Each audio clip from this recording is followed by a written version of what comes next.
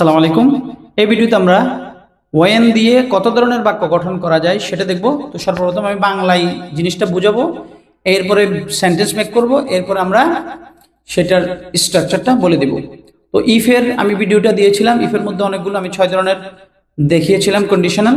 তো এখানেও আমরা আজকে ওয়েন দিয়ে বিভিন্ন ধরনের বাক্য দেখব, বাক্যের গঠন দেখব। তাহলে কথা না বাড়িয়ে শুরু করা যাক।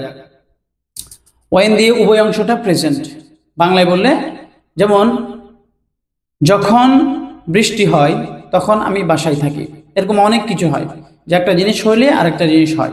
তাহলে সাধারণত যদি কোনো একটা জিনিস হয় তাহলে আরেকটা জিনিস ঘটে থাকে। When it rains I usually stay at home.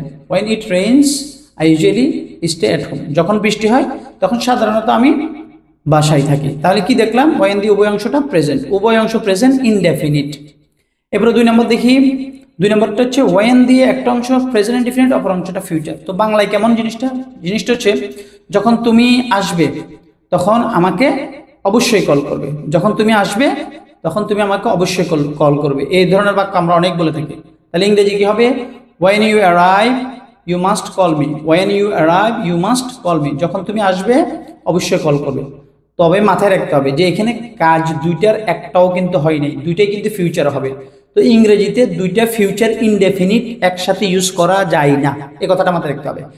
দুইটা ফিউচার ইনডেফিনিটের কাজ বোঝানোর জন্য একটা প্রেজেন্ট ইনডিফিনিট আর একটা ফিউচার ইনডিফিনিট নিতে হয়।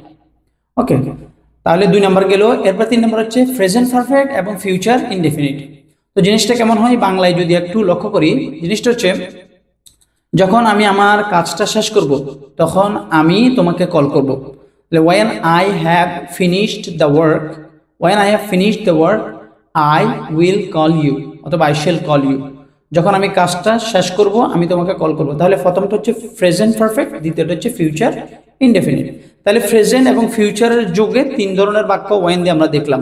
তাহলে 3 ধরনের গেলে এবার পাস্ট দিয়ে দেখব। তো পাস্ট দিয়েও প্রেজেন্ট দুইটা যেরকম প্রেজেন্ট ইনডিফিনিট হয়, দুইটাই পাস্ট ইনডিফিনিট হতে পারে। যেমন when he came I was busy, যখন সে এসেছিল, বা when he came to my house I was busy, যখন সে আমার বাসায় এসেছিল আমি তখন ব্যস্ত ছিলাম। তাহলে দুইটাই কিন্তু পাস্ট ইনডেফিনিট। তাহলে 4 নম্বরটা আমরা দেখে নিলাম। এরপর 5 নম্বরটা হচ্ছে when I was reading my brother was writing. when I was reading my brother was writing, যখন আমি পড়ছিলাম আমার ভাই তখন লিখছিল। তাহলে উভয় অংশটা পাস্ট কন্টিনিউয়াস। এরপর আমরা যদি দেখি সেটা হচ্ছে একটা পাস্ট ইনডেফিনিট আর এটা হচ্ছে পাস্ট কন্টিনিউয়াস। তাহলে এটা হচ্ছে 6 নম্বরটা, যে একটা পাস্ট ইনডেফিনিট অপরটা হচ্ছে পাস্ট কন্টিনিউয়াস। যেমন when he came I was reading a book. when he came যখন সে এসেছিল I was reading a book, তখন আমি একটা বই পড়ছিলাম। তাহলে 6 ধরনের এখানেও 3 রকমের বাক্য দেখলাম। আরও এক প্রকার রয়েছে, সেটা হচ্ছে পাস্ট পারফেক্ট এবং পাস্ট ইনডেফিনিট। পাস্ট পারফেক্ট এবং পাস্ট ইনডেফিনিট। যেমন when he had finished the work he called me. when he had finished the work he called me, যখন সে কাজটা শেষ করেছিল তখন সে আমাকে কল করেছিল। তাহলে প্রথম অংশ পাস্ট পারফেক্ট, দ্বিতীয় অংশ পাস্ট ইনডেফিনিট। তাহলে এখানে দেখলাম 4 প্রকার, আগে 3 প্রকার, 4 প্রকার, 7 প্রকার। এবারে আবার আমরা কি করি, আমরা ওয়েন দিয়ে আরেক ধরনের বাক্য মেক করি। যেমন আমরা যদি বাংলায় বলি, জিনিসটা হচ্ছে কি, যেমন আমি গাছটার নিচে যেতে না যেতে বা গাছটার নিচে দাঁড়াতে না দাঁড়াতেই বৃষ্টি শুরু হলো। তাহলে এখানে সেন্টেন্সটা একটু লক্ষ্য করতে হবে। এখানে হার্ডলি হ্যাড দিয়ে করি অথবা স্কার্সলি হ্যাড দিয়ে করি। যেমন hardly had I taken the shelter under the tree the storm started.